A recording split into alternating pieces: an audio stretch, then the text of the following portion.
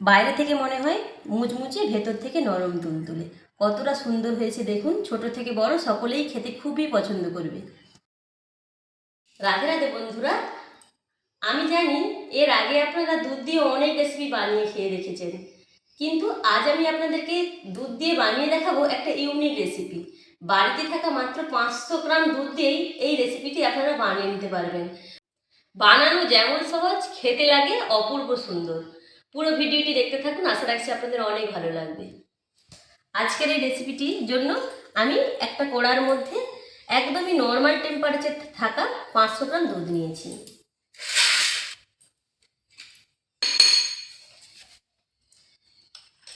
এই দুধের মধ্যে দিয়ে দিচ্ছি 3 চামচের মতন চিনি, গুঁড়ো চিনি। অবশ্যই করে চিনিটা একটু গুঁড়িয়ে নিতে হবে, আর চিনির পরিমাণটা আপনারা বুঝে সুঝে দেবেন, যে যেমন মিষ্টি খাবেন সেরকম দেবেন। এরপর ভর্তি ভর্তি করে দিয়ে দিচ্ছি 4 চামচের মতন কর্নফ্লাওয়ার।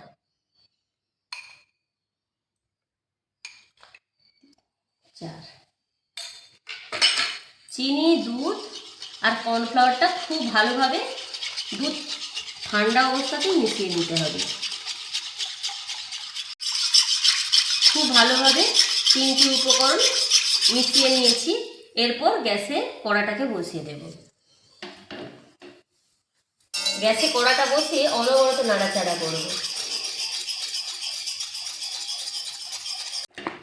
অনবরত নাড়াচাড়া করতে করতে দেখুন দুধটা কিন্তু বেশ অনেকটা ঘন হয়ে একটা থকথকে ব্যাটার হয়েছে, কিন্তু আরও একটু নাড়াচাড়া করতে হবে যাতে কড়া থেকে ব্যাটারটা উঠে যায়।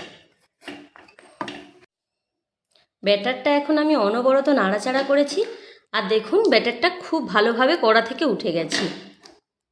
এর থেকে আর বেশি ঘন করব না। এদিকে দেখুন আমি একটা কেক মোল্ড নিয়েছি।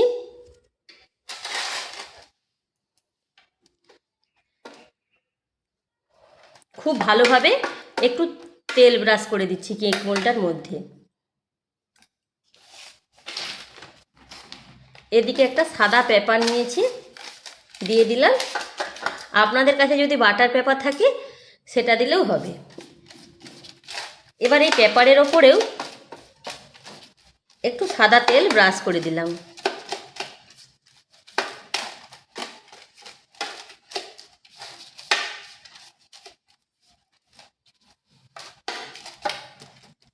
খুব ভালোভাবে কেক মোল্ডটাতে আমি তেল ব্রাশ করে দিলাম। এরপর কড়ার ওপরে থাকা ব্যাটারটা কেক মোল্ডের মধ্যে ঢেলে নেব। দুধের পুরো ব্যাটারটাকে আমি কেক মোল্ডের মধ্যে ঢেলে নিয়েছি, আর খুব ভালোভাবে সেটও করে নিয়েছি। এখন এই কেক মোল্ডটাকে পুরোপুরিভাবে ঠান্ডা করে নেব, আর ঠান্ডা হয়ে গেলে 1 ঘন্টার মতন ফ্রিজে রেখে দেবো। মিশ্রণটি 1 ঘন্টার মতন ফ্রিজে রেখেছিলাম, এখন খুব ভালোভাবে সেট হয়ে গেছে। দেখুন কোনো রকমভাবে হাতে কিন্তু লেগে যায়নি। এখন আমি একটা থালার মধ্যে দুধের এই মিশ্রণটি নিয়ে নেব।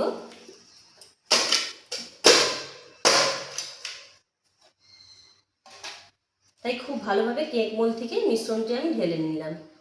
এখন ওপরে থাকা এই পেপারটা আমি তুলে নেব। বাটার পেপার এখানে ব্যবহার করলে খুব তাড়াতাড়ি পেপারটা উঠে যেত, যেহেতু বাটার পেপার আমার কাছে ছিল না তাই এই পেপার দিয়েই বানিয়ে ফেললাম।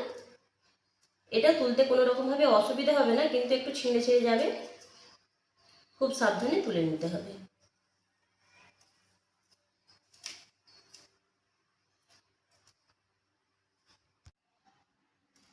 খুব ভালোভাবে ওপরের পেপারটা তুলে নেওয়ার পর এবার দুধের এই মিশ্রণটাকে একটা ছুরির সাহায্যে কেটে নেব।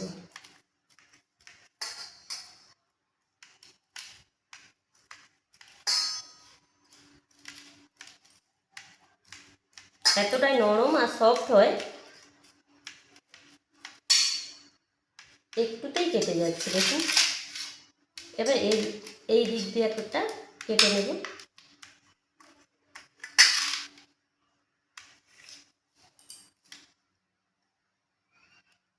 আমি এইরকম পিস করেছি, আপনারা চাইলে পিসটা ছোট বা কিংবা বড় করে নিতে পারেন। পিসগুলো একটু আলাদা আলাদা করে নেব।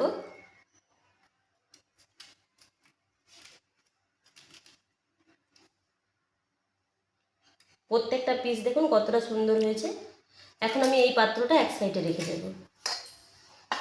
আজকের এই রেসিপিটির জন্য একটা কর্নফ্লাওয়ারের ব্যাটার বানিয়ে নিতে হবে, তাই আমি এখানে একটা পাত্র নিয়েছি, দিয়ে দিচ্ছি 5 চামচের মতন ময়দা।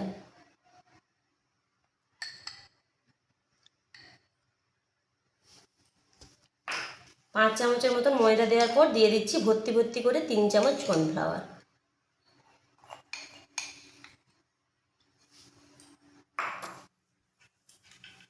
দিয়ে দিচ্ছি পরিমাণ মতন লবণ, তার সঙ্গে দিয়ে দিচ্ছি 1 চামচের মতন গুঁড়ো চিনি।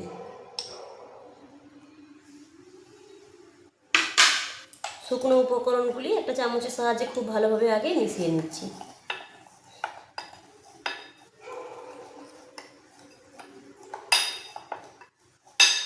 মিশ্রণটি চামচের সাহায্যে খুব ভালোভাবে মিশিয়ে নেওয়ার পর অল্প অল্প জল দিয়ে একটা ব্যাটার বানিয়ে নেব। একেবারে অনেকটা জল দিতে যাবেন না, তাহলে কিন্তু ব্যাটারটা পাতলা হয়ে যেতে পারে। এখানে কিন্তু খুব একটা পাতলা ব্যাটারের প্রয়োজন নেই, খুব একটা পাতলাও নয়, খুব একটা মোটাও নয়, এমন ব্যাটার বানাতে হবে।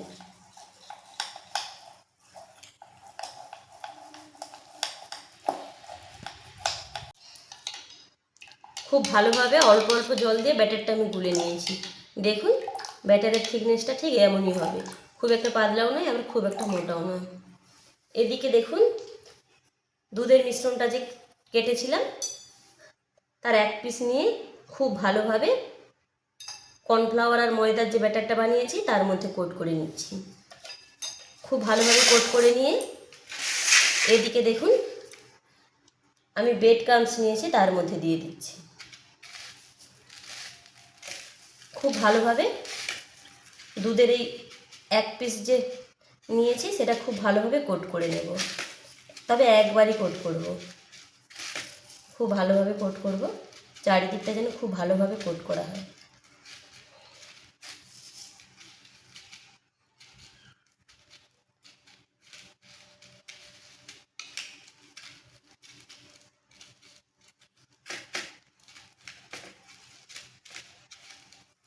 দেখুন একবারই খুব ভালোভাবে কোট করে নিয়েছি। এখন আমি এটা একটা প্লেটে তুলে নেব। একইভাবে প্রত্যেকটা দুধের পিস আমি কোট করে নেব। আবারও একটা পিস নিচ্ছি, ব্যাটারের মধ্যে ডুবিয়ে একই পদ্ধতিতে খুব ভালোভাবে এইভাবে চেপে চেপে ব্রেড ক্রাম্বসের মধ্যে দিয়ে কোট করে নেব।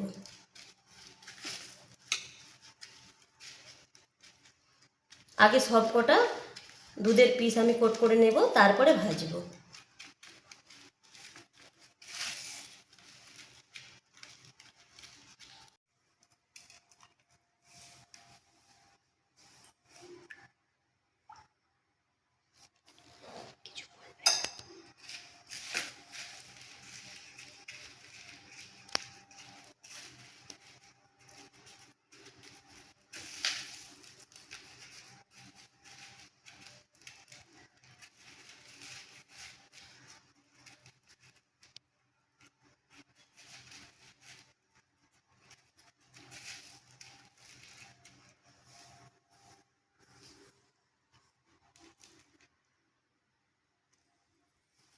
সবকটা দুধের পিস আমি একইভাবে রেডি করে নিয়েছি। এবার এগুলোকে তেলে ভেজে নিতে হবে। এদিকে দেখুন গ্যাসে আমি বেশ কিছুটা তেল আগে থেকে গরম করতে বসিয়ে দিয়েছিলাম। তেলটা খুব ভালোভাবে গরম হয়ে গেছে কিনা বুঝবো, তার জন্য কিছুটা ব্যাটার আমি ফেলে দিলাম। দেখুন ওপর দিকে কিন্তু ভেসে আসছে, এতে করে বুঝতে হবে তেল খুব ভালোভাবে গরম হয়ে গেছে। এবার এরপর একটা একটা দুধের পিস যেগুলো রেডি করে রেখেছি তেলের মধ্যে দিয়ে দেব।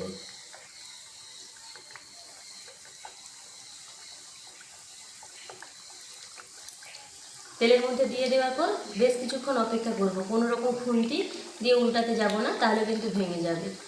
প্রায় কিছুক্ষণ অপেক্ষা করার পর উল্টে দেব। মিনিট 2 পর উল্টে দেব।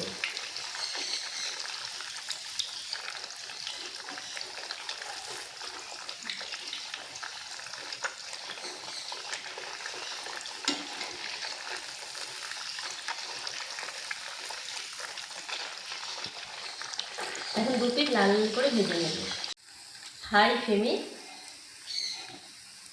দুধের পিসগুলো খুব ভালোভাবে লাল লাল করে ভেজে নিয়েছি। এই রেসিপিটার জন্য কিন্তু হাই ফ্লেমেই ভাজতে হবে আর লাল লাল করে ভাজতে হবে, তাতে করে কিন্তু খেতে ভালো লাগবে আর মুচমুচেও হবে। এদিকে দেখুন একটা প্লেটের মধ্যে একটা টিস্যু পেপার পেতে নিয়েছি, যাতে এক্সট্রা যে তেল রয়েছে সেটা শুষে নেয়। এই একইভাবে প্রত্যেকটা দুধের পিস আমি ভেজে নেব।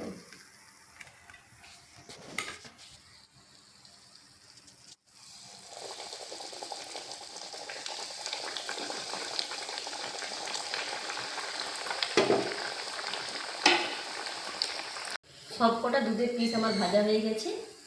এদিকে দেখুন আবারও একটা টিস্যু পেতে দিয়েছি, আগেরটা তেলে ভিজে গেছিলো বলে আবারও একটা টিস্যু পেতেছি। সবকটা দুধের পিস ভেজে নিয়ে এখন দেখুন এই রেসিপিটি 500 গ্রাম দুধ দিয়ে কত সুন্দরভাবে আমি এই রেসিপিটি তৈরি করেছি। দেখতে যেমন সুন্দর হয়েছে খেতে ঠিক ততটাই সুন্দর হবে। বাইরে থেকে দেখে মনে হয় মুচমুচে, ভেতর থেকে দেখুন নরম তুলতুলে, আর বাইরেটা দেখুন কতটা মুচমুচে হয়েছে। তাহলে বন্ধুরা আর দেরি না করে এই রেসিপিটি অবশ্যই আপনারা একবার বানিয়ে খাবেন। আর একদমই কম খরচেও কিন্তু বানানো হয়, আর এতটাই সুন্দর খেতে লাগে মানে না বানালে আপনারা বিশ্বাসই করতে পারবেন না। আজকের এই দুধ ভাজা রেসিপি আপনাদের কেমন লেগেছে কমেন্টে জানাবেন। যদি ভালো লাগে লাইক শেয়ার সাবস্ক্রাইব করে আমাদের পাশে থাকবেন। ভিডিওটি এখানেই শেষ করলাম, ফিরছে নতুন রেসিপি নিয়ে। রাধে রাধে।